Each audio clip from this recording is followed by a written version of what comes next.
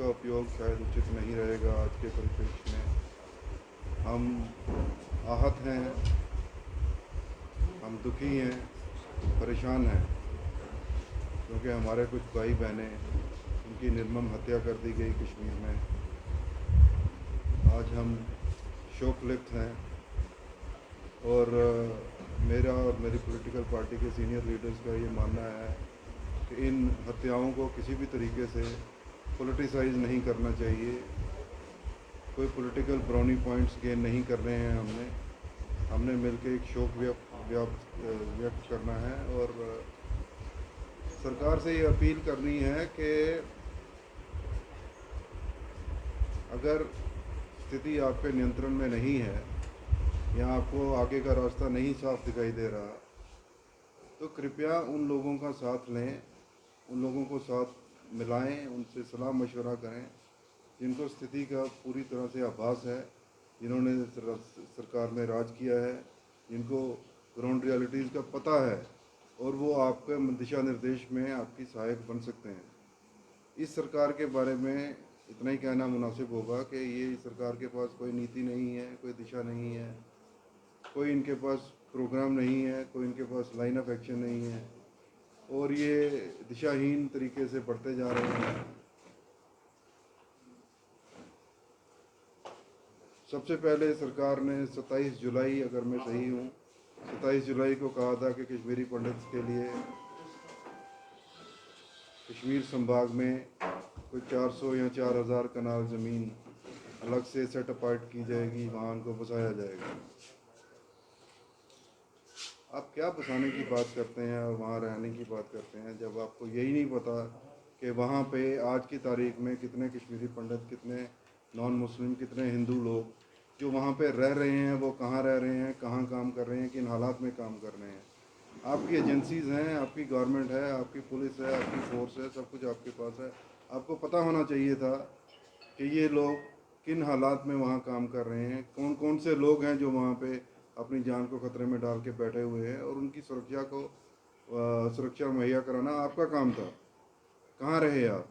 और पिछले 2.5-3 साल से आप कह रहे हैं कि हम 370 हटाने के बाद शांति बहाली कर रहे हैं। शांति बहाली हो चुकी है? नहीं हो रही है। आपसे अगर सिचुएशन नहीं संभल रही तो कृपया उन लोगों को साथ मिलाएं जिन्होंने वहाँ पे गवर्नमेंट चलाई है, जिन्होंने वहाँ पे ग्राउंड रियलिटीज़ को देखा है, परखा है और जिनकी गवर्नमेंट के चलते वहाँ पे बिल्कुल अमन और शांति रहे। आपको याद होगा 2002 से 2005 का वो गोल्डन पीरियड, जब टूरिस्टों के बसों की बसें भरी आती थी, होटलों में जगह नहीं होती थी, लोग फुटपाथों पे सोते थे, कॉरिडोर्स में सोते थे, लेकिन आते थे। लेकिन क्योंकि एक डर का माहौल जो पहले बना हुआ था वो उन दिनों हट गया था और लोगों के दिलों में ये विश्वास था कि कश्मीर अपनी नॉर्मलसी पे आ चुका है। आज की तारीख में अगर आप कश्मीर का जिक्र करें तो वहाँ देखिए क्या माहौल है। मीडिया को अलाउ नहीं किया जाता है, मीडिया के ऊपर पाबंदियाँ लगाई गई हैं, बिजनेसमैन को दबाव के नीचे रखा जाता है कि ज़बरदस्ती दुकानें खोलें, चप्पे चप्पे पर पुलिस का पहरा है और आम आदमी का जीना मुहाल कर रखा है इन लोगों ने। इस माहौल के चलते ये कहना कि 370 हटा के या 35 से हटा के हमने कोई बहुत बड़ा तीर मार लिया या बहुत बड़ा कोई मिशन अकम्प्लिश कर लिया, ये एक बड़ी नादानी वाली बात है। और कल मैं सुन रहा था दोबारा टीवी में डिबेट, तो वो कहते हैं कि जी इसमें कोई, मैं किसी पार्टी का नाम नहीं लूँगा, शायद हमारी पार्टी या कोई और पार्टी या कश्मीर की कोई पार्टी रिस्पॉन्सिबल है। अरे भाई कैसे? गवर्नमेंट आपकी, फौज आपकी, पुलिस आपकी, पैरामिलिट्री फोर्सेस आपकी, सिक्योरिटी आपकी, सब कुछ आपका, चप्पे चप्पे पे आपके सैनिक आपके, इंटेलिजेंस एजेंसीज आपकी। इसके बावजूद अगर आप फेल होते हैं और आप जिम्मेदारी डालते हैं दूसरी पॉलिटिकल पार्टीज पे जिनको आपने टोटली और प्रैक्टिकली इररिलेवेंट कर रखा है, करने की कोशिश कर रखी है, तो ये आपकी अपनी नालायकी ज़ाहिर करती है।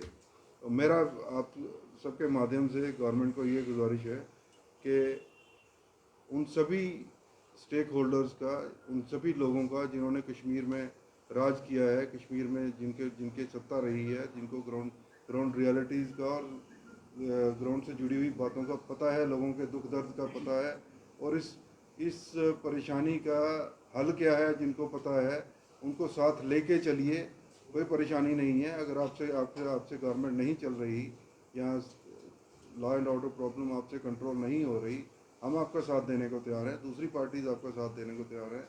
ये वन अप मैनशिप और ये झूठी अकड़ दिखा के आप नुकसान कर रहे हैं देश का भी और यहाँ के लोगों का भी और युवाओं का भी।